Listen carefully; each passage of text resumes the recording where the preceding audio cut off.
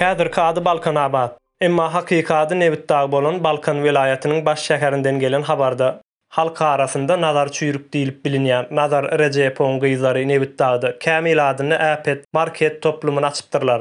Häzir iki tane gyzdym ma, owadan biri-birinden owadan. Gulälek bilen Gülzeren gelin, gulälek. Elde men orunmadan gelenler. Hakan doglagynyň gutly bolsun, uzak ýaşa. Mudama başymyzda bara canım sağ bolsun, ömrüň bolsun. Hakan doglagynyň gutly bolsun, uzak ýaşa. Elmedamyzda başymyz bolsun.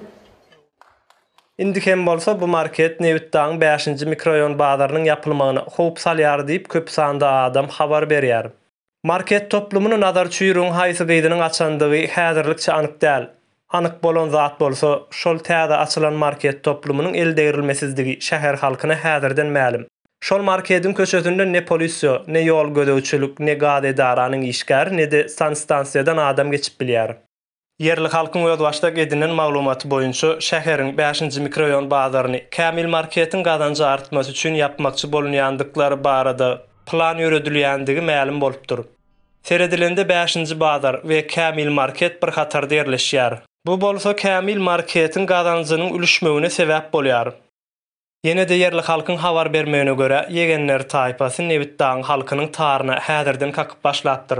Olaryň beren goşmaçy habarlarynda Kämil marketiň restoran we dükanlarynda işleýän Nebitdagly halky dürli bahanalar bilen urup ýenjip başlapdyrlar.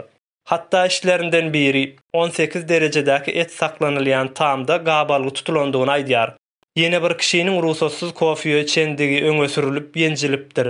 Soňrasyndan bolsa aýlygy berilmän işden çykarylypdyr.